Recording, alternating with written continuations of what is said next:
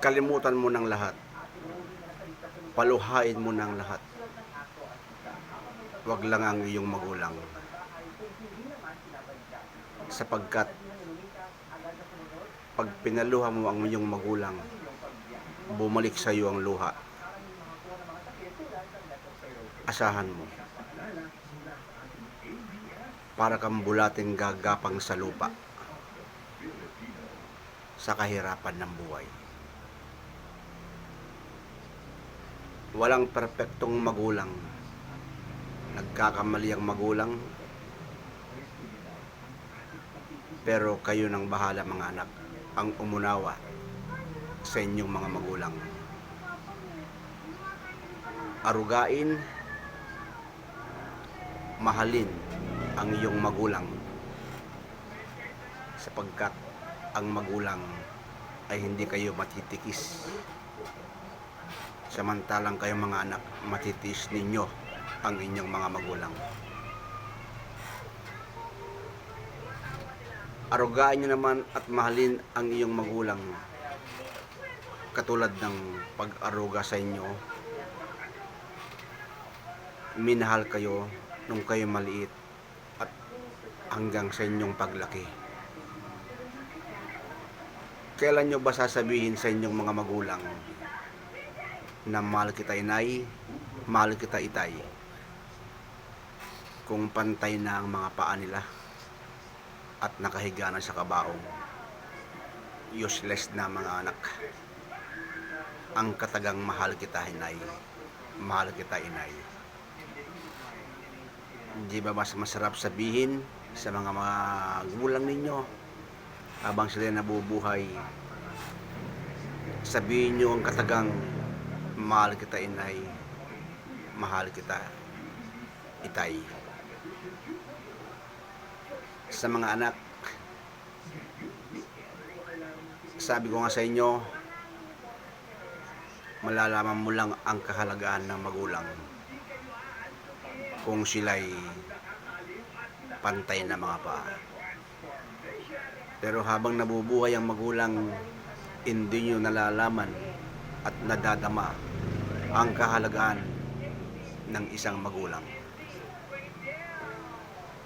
Gaano ba kahalaga ang isang magulang? Mahalaga ba ang magulang? Tanungin nyo sa akin kung mahalaga ang magulang. Ako'y naging isang anak, lumaki at tumanda at naging magulang. Kumbaga sa prutas, kung kumpara mo sa prutas, ay ako'y hinog na bilang isang magulang. At sasabihin ko sa inyo ay napakahalaga ang ginagampanan ng isang magulang. Kaya mga anak na swail sa mundong ito, huwag niyong kalilimutan, kung wala ang magulang ay hindi niyo nakita ang liwanag ng mundong ito. Magulang nag-aruga, nagmahal sa inyo, at magulang din dapat na kayo'y tumingin sa kanila sa kanilang pagtanda. Alagaan nyo silang mabuti,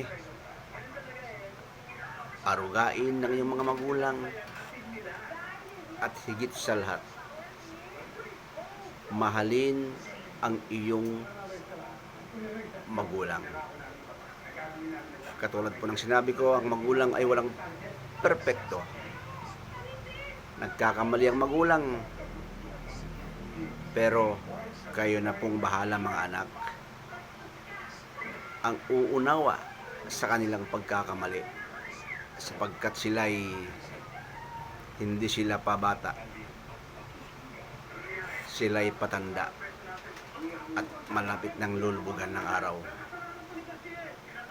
Hello, mga anak sa mundong ito, ulitin ko, sabihin nyo ng harap-harapan sa inyong magulang, inay, itay, mahal kita.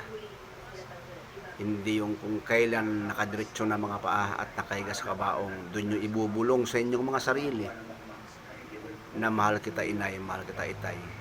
Useless na, kaibigan. Hindi na kayo maririnig ng iyong magulang. Hindi ba mas masarap sabihin sa kanila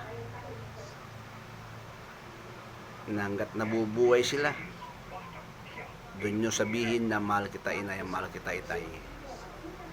Okay? Mahalin ang magulang, mahalin. I love you 3 times a day, kumbaga. Okay?